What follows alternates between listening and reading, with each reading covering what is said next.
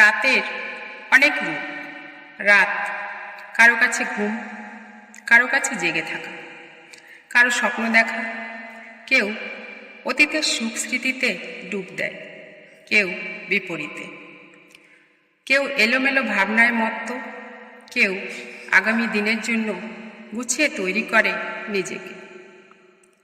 কিছু মানুষের হাসির পিছনেও লুকিয়ে থাকে হাজারো কষ্ট। সবাই শুধু হাসিটাই দেখে, ভেবে নেয় কত সুখী। কষ্টটা বোঝার ক্ষমতা সবার মধ্যে থাকে না।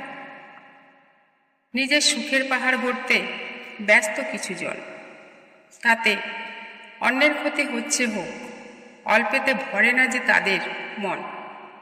ভুলে গেছে একটি কথা, সময় বদলাতে লাগে না বেশিক্ষণ। সূর্য প্রত্যেক দিন নির্দিষ্ট সময় উদিত হয়, কখনো দেরি করে না। সঠিক সময় পৃথিবীকে আলোকিত করে। শিক্ষণীয় বিষয়, সময়ের কাজ সময়ে করা উচিত, দেরি করা চলবে না।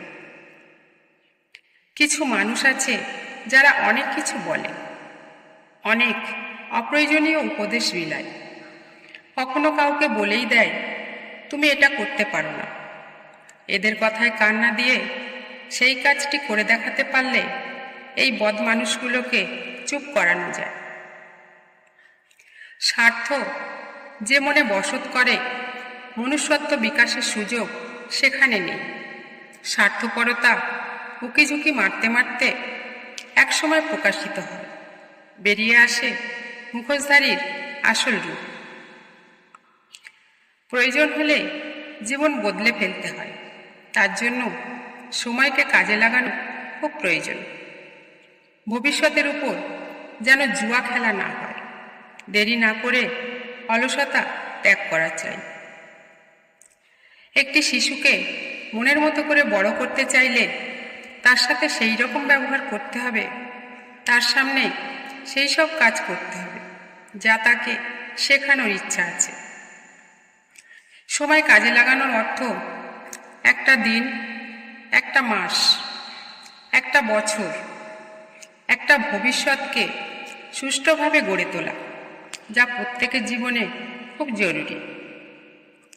সূর্যাস্তের পর গভীর অন্ধকারময় রাত আসে, পুনরায় সূর্য উদিত হয়, পৃথিবীকে আলোকিত করে। তেমনি অন্ধকারময় হতাশা, ব্যর্থতা সরে গিয়ে আনন্দ ও শান্তিপূর্ণ দিন আবার ঠিক সময়ে শুরু হয়। জ্ঞান পিপাসু হওয়া ভালো, কিন্তু সব কিছু জানতে হবে, বুঝতে হবে এমন কথা নয়। বেশি কাজ করলেও অভিজ্ঞতা বাড়ে, সেই অভিজ্ঞতা থেকে শিক্ষা পাওয়া যায়।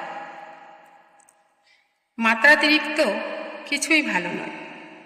বন্ধুত্ব বা শত্রুতা, ভালোবাসা বা ঘৃণা, অন্যের প্রতি যত্ন বা অবহেলা, কারো উপকার করা বা এড়িয়ে যাওয়া, হৃদয়ের গভীরে জায়গা দেওয়া বা দূরে ঠেলে দেওয়া, সব ব্যাপারে লিমিট থাকা ভালো। তাহলে নিজের আত্মসম্মান বজায় থাকবে।